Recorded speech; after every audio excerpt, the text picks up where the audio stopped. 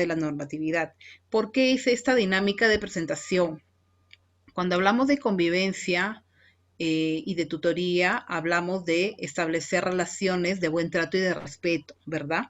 Yo no puedo conocer a alguien si es que no se presenta. Entonces, ustedes dirán, ¿quién será la psicóloga que va a dar la ponencia? ¿Cómo se llamará? ¿De dónde será?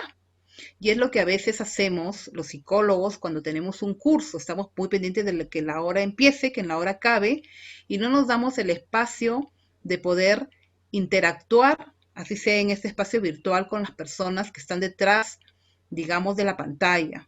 Sean docentes, sean estudiantes, independientemente del nivel, siempre es importante saber cuál es su nombre, a qué se dedican y por lo menos en este caso cuáles son las expectativas del curso para así poder interactuar y conocernos un poquito. Miren, habemos en sala 49 personas, de las cuales algunos no se han presentado posiblemente por problemáticas del micro. Sin embargo, ya sabemos que existe un Víctor, una Neri, una María Graviela, una María Cristina, sabemos que hay un especialista de UGEL, sabemos que hay tres compañeros que no están laborando, por allí hay tres bachilleres, un estudiante del octavo ciclo. O sea, ya vamos conociendo y vamos de alguna manera también fortaleciendo los vínculos de relaciones interpersonales. Por eso es importante el hecho de habernos conocido esta noche. ¿Ya? Entonces vamos a revisar hoy día, como primer punto, la normativa nacional en materia de violencia escolar. De forma voluntaria, ¿quién de ustedes conoce normas en relación a lo que es violencia escolar? Si es que alguien conoce, active su micro y puede participar. Aquel que no conoce, vamos a ir aprendiendo juntos. Hola. Sería el Decreto Supremo 004-2018 Minedu, donde habla sobre vivir, Así ¿no? es. Ujú. Muy bien. Y qué bueno que lo menciones. ¿Cuál es tu nombre? Yesenia. Yesenia. Muy bien. ¿Tú trabajas dentro de un OGEL? ¿Tú eres la especialista? No. No, yo también trabajo en un colegio, pero como soporte psicológico. Como SP. Correcto.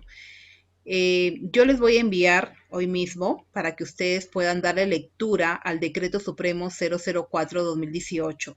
Esa es la Biblia de los psicólogos que estamos dentro del área de convivencia escolar, dentro de las instituciones educativas.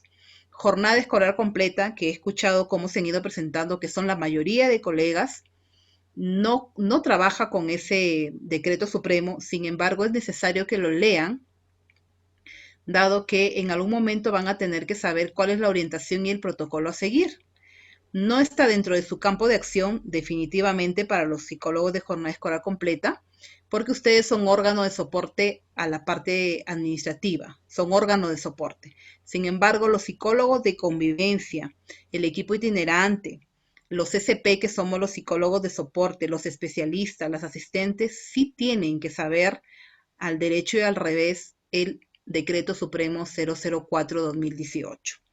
Entonces, vamos a ir un poco revisando la jerarquía de normas en el Perú. Tenemos esta pirámide simpática en donde primero nos habla de los tratados, la Constitución Política del Perú, leyes y decretos. Aquí está el Decreto Supremo 004-2018, que yo se los voy a enviar para que lo puedan leer, decretos supremos y resoluciones y ordenanzas. En este orden se manejan la jerarquía de normas en nuestro querido Perú. Vamos a revisar un poquito tratados internacionales para que ustedes sepan la importancia de los derechos sobre el niño, ¿correcto? Entonces vamos a tener aquí la Convención sobre los Derechos del Niño en el artículo 18. No les puedo poner toda la convención en sí, pero sí está tipificado aquí el artículo donde nos habla exclusivamente sobre este tópico, sobre los derechos del niño, donde nos menciona que los estados partes adoptarán todas las medidas legislativas, administrativas, sociales y educativas, miren, educativas, apropiadas para proteger al niño contra toda forma de perjuicio o abuso físico o mental, descuido o trato negligente, malos tratos o explotación, incluido el abuso sexual, mientras el niño se encuentre bajo la custodia de los padres, de un representante legal o de cualquier otra persona que lo tenga a su cargo. Significa que a nivel internacional existe una convención donde protege cualquier tipo de violencia que sea ejercida en contra de un niño, ¿no? Estas medidas de protección deberían comprender, según corresponda, procedimientos eficaces para el establecimiento de programas sociales con objeto de proporcionar la asistencia necesaria al niño y a quienes cuiden de él. ¿Quiénes son los que cuidan de él? Los padres de familia y o apoderados, así como para otras formas de prevención y para la identificación, notificación, remisión a una institución, en este caso puede ser educativa o algún aliado estratégico, llámese de repente comisaría, de MUNA, CEN, etcétera, etcétera. Investigación, tratamiento y observación ulterior de los casos antes descritos de maltratos al niño y según corresponda la intervención judicial. ¿Qué nos dice esta convención? Esta convención tiene 4 obligaciones. Una de ellas, y la más importante, es la prevención específica. Entendamos como prevención toda aquella temática o tópico que se trate para anticipar algún hecho o situación que nosotros podamos evitar, ¿correcto? Atención, que es cuando ya se da el caso de violencia en sí, investigación, que le corresponde a la parte jurídica o legal, frente a un hecho de violencia contra un menor, y la sanción correspondiente, que lo ve la parte jurídica legal. ¿Esto qué nos va a permitir? Esto nos va a permitir entender cómo debe ser la respuesta del Estado. Significa de cómo el Estado va a estar respuesta frente a ello. Recuerden claramente que hay 4 obligaciones desde este tratado internacional. Entonces, algunos principios bases que también tenemos que tener nosotros en cuenta, y el primero es el interés superior del niño. Significa que desde el marco legal, marco jurídico, marco normativo, se le da la importancia de proteger o de brindarle protección al niño frente a cualquier hecho de violencia, ¿correcto? Igualdad y no discriminación, que lo vamos a ir viendo más adelante, significa que el niño es tan igual que el adolescente, el adulto joven, el adulto mayor, etcétera, etcétera, y tiene la misma forma de protección en lo que respecta a leyes. Protección integral del niño, que eso ya creo que nosotros lo conocemos, reserva y confidencialidad, que está enmarcado en cuando recibimos un caso, tenemos que guardar el secreto de confidencialidad cuando un estudiante o un niño o un adolescente atraviesa algún evento de violencia, sea escolar o sea familiar. Entonces, vamos a ver ahora qué es lo que dicen nuestras normas a nivel Perú. El gobierno peruano en el año 1984 promulga la ley del profesorado. Tenemos acá 2 docentes, hermanos Rumichi, que deben manejar mejor de repente que la ponente que está aquí acerca de esta ley, ¿verdad? Entonces, esta ley que es la 24029, publicada en el año 1984, lanza el gobierno peruano por primera vez esta ley. Sin embargo, a través del Poder Legislativo, con el Congreso de la República, se saca la ley 29944, donde se denomina Ley de la Reforma Magisterial. Ambas son leyes que han sido promulgadas en nuestra Constitución Política del Perú y tienen vigencia hasta la actualidad, ¿no? Nuestras leyes peruanas, ¿qué es lo que dicen? Si alguno de ustedes tiene a la mano o busca lo que es el Código del Niño y Adolescente para ver lo que es materia de violencia escolar o materia de violencia, les recomiendo que vayan directamente a los artículos que yo estoy remarcando, porque son muchos. Entonces vamos a focalizarnos en el tema que estamos entrando. Según el Código del Niño y Adolescente, en el artículo 3, los niños, niñas tienen derecho al buen trato, no al trato violento. Es decir, es recíproco entre niños y también entre adolescentes. En el artículo 18, fíjense aquí que esto es muy importante, los directores deben denunciar actos de violencia.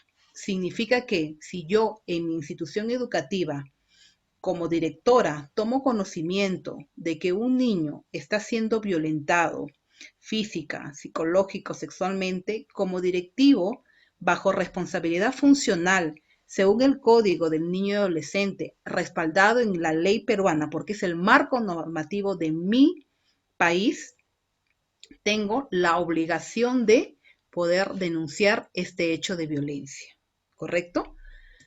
Tenemos que está dentro del Decreto Supremo 004-2018, esta ley que es la 3043, ley que prohíbe el castigo físico y humillante. ¿En dónde está? En el artículo 1, donde básicamente nos habla de la prohibición de este castigo físico y humillante contra los niños, niñas y adolescentes en todos los espacios donde pasen su niñez.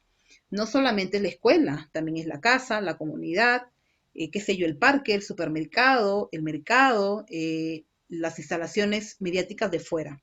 Todos esos espacios aplica para esta ley, ¿correcto?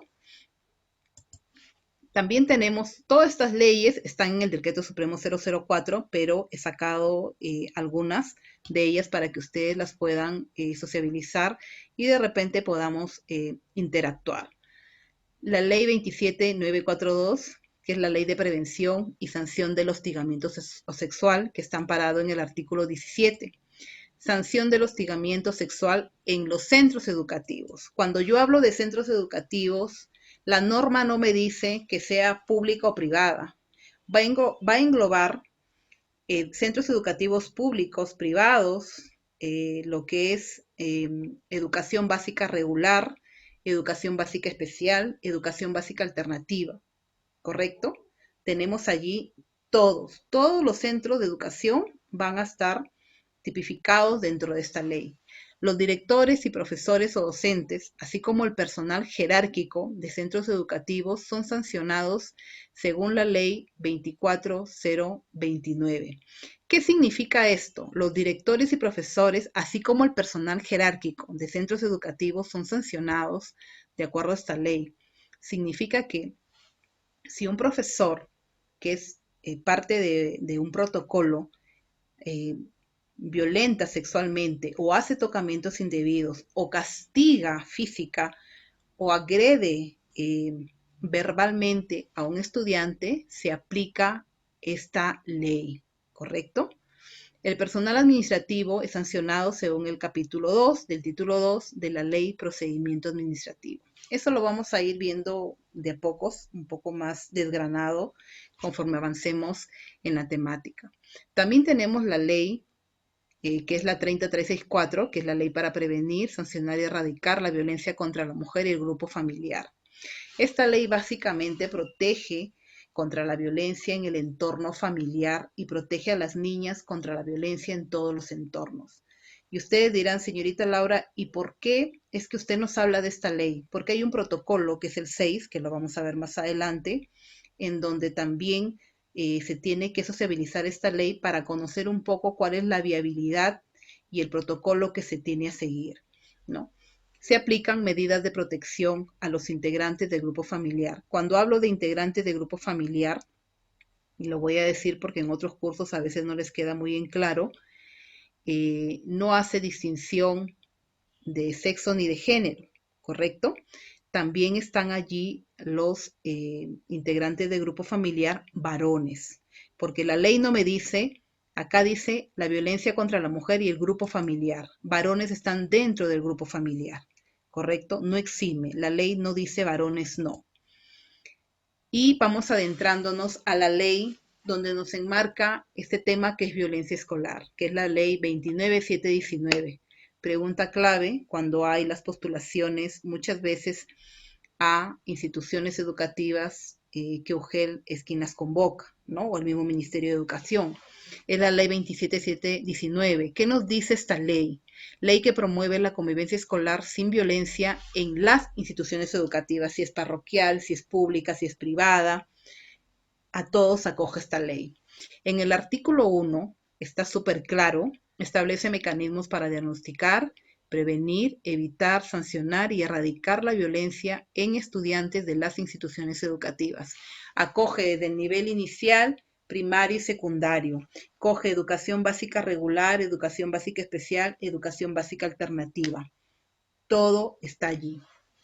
Establece que todos los centros educativos o colegios deben designar un profesional de psicología encargado de la prevención y tratamiento de estos casos.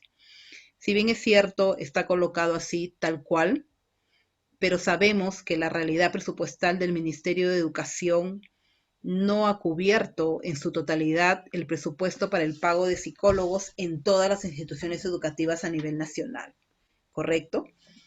Si bien es cierto, tenemos a nivel nacional especialistas en UGEL, en muchos de ellos asistentes de convivencia, en muchos de ellos itinerantes, grupos itinerantes 1 y 2, y este año se ha abierto la plaza de los SP, que son los psicólogos que ejecutan el soporte psicológico para la comunidad educativa, pero solo en colegios focalizados, ¿no?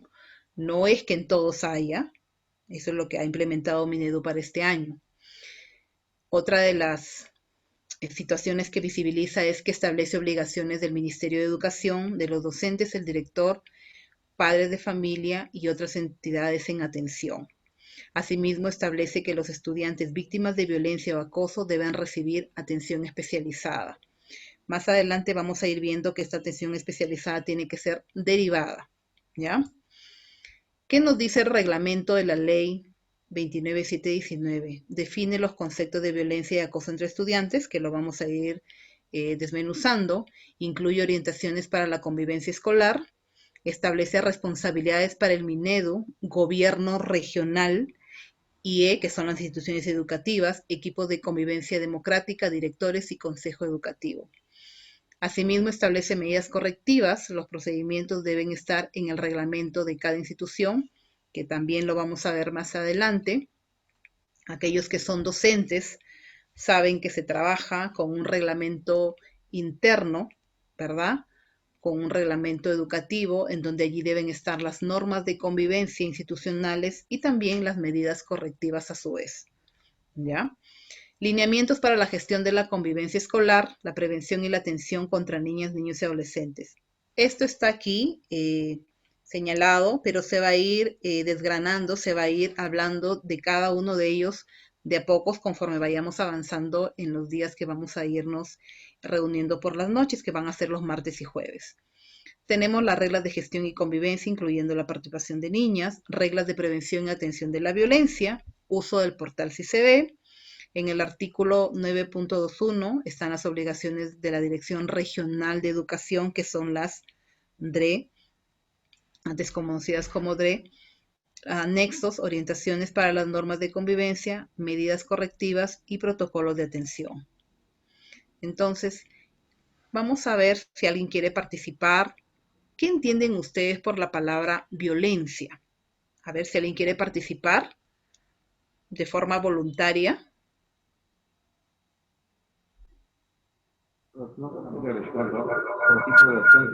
Yuli. Hola, Yuli. Hola, sí, bueno, yo decía que violencia es todo tipo de agresión, ¿no? Todo tipo de agresión, no solamente hablamos de la violencia física, ¿no? Sino también cuando te obligan a hacer algo que no quieres, ¿no? La violencia psicológica. Entonces, siento por violencia, todo acto que yo no quiero hacer, que me obligan a hacer, ¿no? Ok, gracias, Julie. Entonces, vamos a ver que violencia es un término genérico, porque existe violencia familiar, violencia escolar, violencia doméstica, etcétera, etcétera. Entonces, enmarcándonos en nuestro rubro de lo que es violencia escolar, se entiende que violencia escolar es todo aquel acto que se ejerza entre estudiantes o de un personal, también hablando de violencia escolar, de un personal de la IE, puede ser un docente, un profesor, un directivo, hacia un estudiante. Y como bien lo dijo Yuli, violencia psicológica. Pero Yuli, vamos a ir desmenuzando y vamos a encontrar que tenemos 3 tipos de violencia según lo que nos habla el Decreto Supremo 004-2018, ¿no? Violencia física, violencia psicológica y violencia sexual. Entonces, según la ley 3043, es la ley que prohíbe el uso del castigo físico y humillante, vamos a ver que el castigo físico es el uso de la fuerza protestar, según lo que nos dice nuestro decreto supremo, es el uso de la fuerza, potestades de crianza o educación, intención de causar dolor o incomodidad, con el fin de corregir, controlar o cambiar comportamientos. Quienes más o menos bordean mi edad, 43 años a más, vamos a darnos cuenta de que la época educativa que recibíamos por parte del maestro era el uso del castigo físico, ¿verdad? Un jalón de orejas, o si llegabas tarde, arrodíllate en chapitas, ábrete con los brazos, o sencillamente nos humillaban y nos dejaban fuera del colegio. Hoy por hoy, y es lamentable decirlo, el Estado peruano ha generado leyes para proteger este tipo de violencia que se ejerce contra los estudiantes. Hoy por hoy ya no existe que si tu hijo llegó tarde a la escuela le van a jalar los pelos o le van a jalar la oreja, porque hay un marco legal que lo protege, que está contemplado en la ley 29719 que hemos estado revisando, que es esta. No existe ya la violencia, ¿no? Entonces tenemos también lo que es el castigo humillante, que viene a ser el trato ofensivo, denigrante, desvalorizador, estigmatizante o ridiculizador, potestades de crianza o educación, con la intención de causar dolor, incomodidad, fin de corregir, controlar o cambiar de comportamiento. Efectivamente, también en épocas pasadas, en la formación que hemos tenido, aquellos que pasamos o bordeamos la edad de 20 años, hemos recibido este tipo de, digamos, de, de patrones de crianza por querernos corregir. A la actualidad ya no, ¿no? A la actualidad, si por ejemplo vemos que un docente está violentando a un estudiante o está haciéndole tocamientos indebidos o de alguna manera lo está insultando o lo saca del salón o el directivo mismo no lo deja ingresar, hay esta ley que protege al estudiante como tal, ¿no? También tenemos el reglamento de esta ley que promueve la convivencia escolar sin violencia en las instituciones educativas, que es el acoso entre estudiantes, que es el bullying, ¿no? En un escenario presencial se habla de bullying o violencia escolar. En un escenario virtual estamos viendo lo que es el ciberbullying. Entonces, en el decreto supremo que ustedes van a poder leer, que se les va a mandar el día de hoy, van a ver lo que es bullying, pero se les va a enviar el día jueves la ERM que ha salido, la 274, donde nos habla allí de lo que es el ciberbullying, porque estamos llevando el estudio, la parte educativa a través de medios tecnológicos. Entonces vamos a ver que el bullying es todo tipo de violencia, hostigamiento, falta de respeto, maltrato verbal o físico, intencional, reiterado, perpetuado, hacia un estudiante o hacia un grupo de estudiantes con el objetivo, ¿cuál es? Intimidar, excluir al estudiante. Entonces vamos a ver que violencia es el uso deliberado, fuerza física, poder, amenaza o efectivo contra uno mismo u otra persona, un grupo o una comunidad. Más causa o puede causar lesiones, muerte, daños psicológicos, trastorno del desarrollo o privaciones, ¿no? Según lo que nos indica esta ley. Entonces, dentro de los lineamientos para la gestión de la convivencia escolar, vamos a ver un glosario de términos. Lo he colocado aquí de forma rápida, pero hay que adentrar para que se pueda conocer cada uno de ellos, ¿no?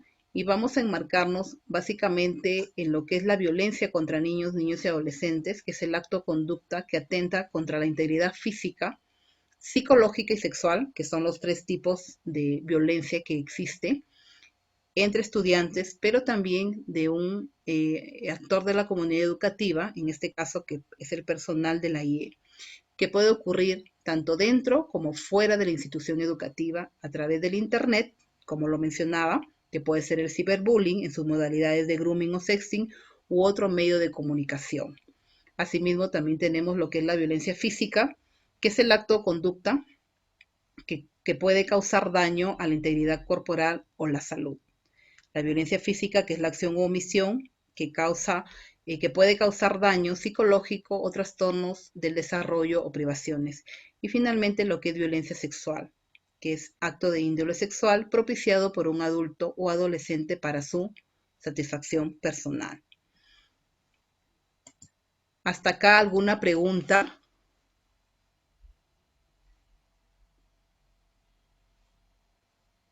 Chicos, ¿alguna pregunta?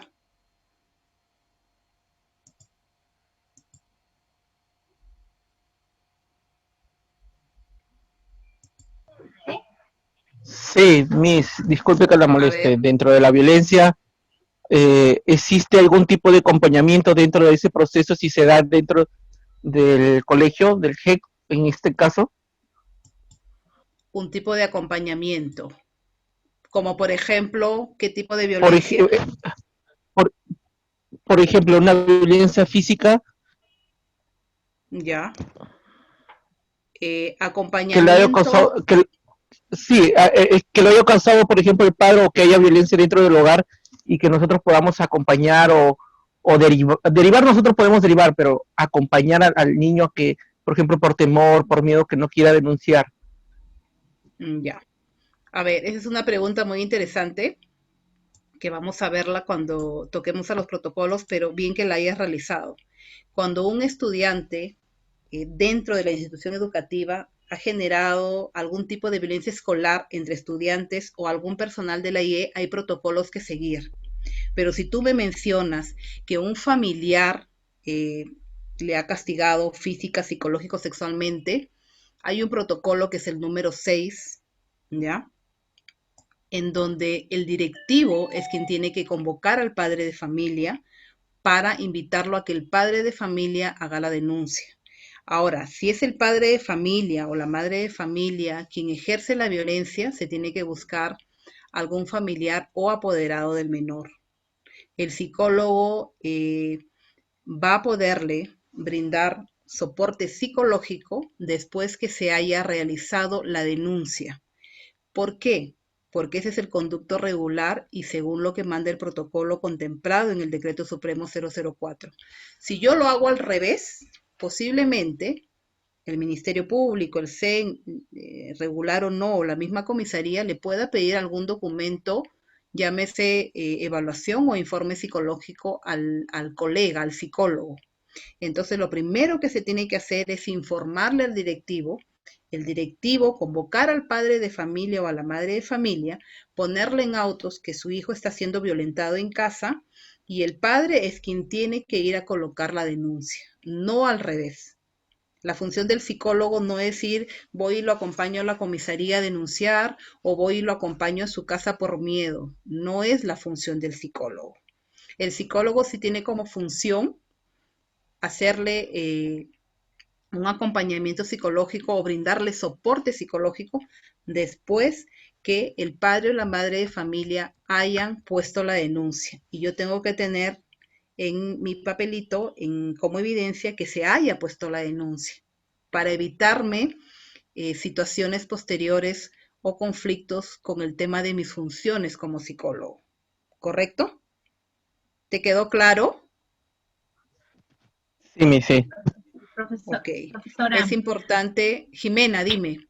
y en el caso que el padre de familia no desee poner la denuncia, El directivo tiene que hacerlo. Mira, aquí está señalado. claro. Aquí está de rojo. Miren lo que dice acá. El artículo 18, dentro del marco de la ley peruana en el Código del Niño y Adolescente, dice, los directores deben denunciar actos de violencia, sea física, sexual o psicológica. Les invito a ustedes, porque justamente ayer me lo comentaba, no recuerdo quién en la noche, revisar el marco de nuestras funciones.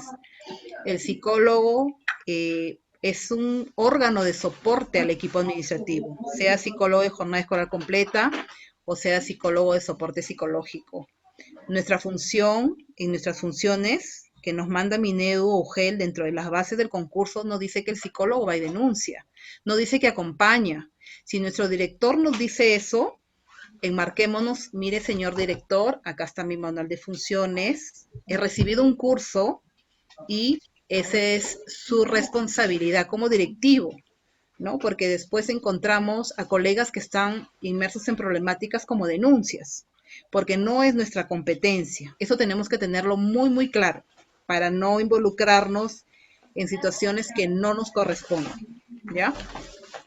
Entonces, vamos a terminar. Señor, disculpe, me gustaría hacer una Hola, pregunta también. claro que sí, Liliana. ¿existe en la normativa un plazo, un tiempo para poder realizar la denuncia en caso de que los padres no quieran realizar la denuncia? El directivo tiene que actuar en 24 horas. Si el directivo se enteró ahorita en la noche, mañana lo tiene que hacer porque obviamente ahorita no es horario de atención, pero si el directivo se entera mañana 8 de la mañana, sea en un horario presencial o virtual, tiene 24 horas para realizarlo. Sí, es de inmediato. Entonces, Una consulta. sí, ¿Qué pasa si el directivo no quiere hacer la denuncia porque tiene algún tipo de familiarismo con con el padre de este estudiante y no desea hacerles la denuncia? ¿Qué es lo que procede? le corresponde al especialista de convivencia. Tenemos casos donde los directivos hacen caso omiso, sabiendo que hay responsabilidad funcional con ellos. Es el especialista de convivencia que existe en el marco de sus funciones hacer la denuncia respectiva. El conducto regular es que el directivo denuncie, pero cuando hay estas situaciones que son de 1005, tiene el especialista que accionar, ¿no? Disculpe, ¿y eso quiere decir que nosotros como psicólogos tenemos que pasar el reporte al especialista si es que en este caso el director hace caso omiso a lo que se le está presentando?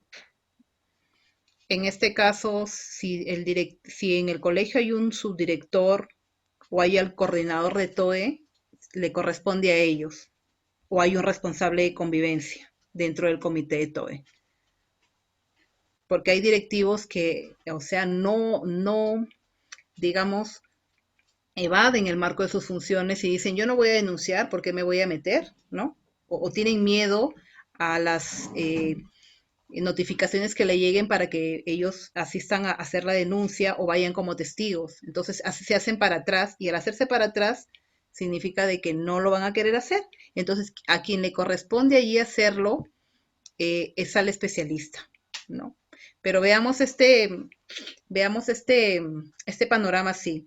Cuando hay una denuncia dentro del sistema familiar, el directivo convoca al padre. Si el padre no lo quiere hacer, lo hace el directivo. Si el directivo no lo quiere hacer, ahí está el especialista, ¿no? Y ya UGEL toma cartas en el asunto. Ese es el conducto regular, ¿correcto?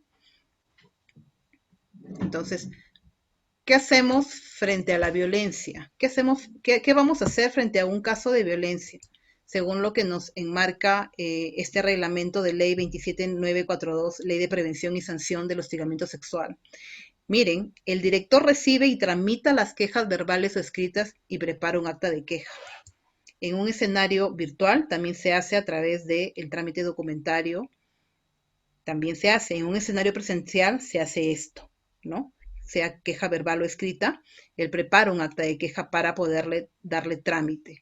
¿Se debe elevar la queja? Ahí va la pregunta que hizo la colega anterior, en 24 horas. O sea, no voy a esperar, de repente estoy de vacaciones, le delegué el cargo a alguien queda en encargatura y tiene que accionar en el lapso de 24 horas.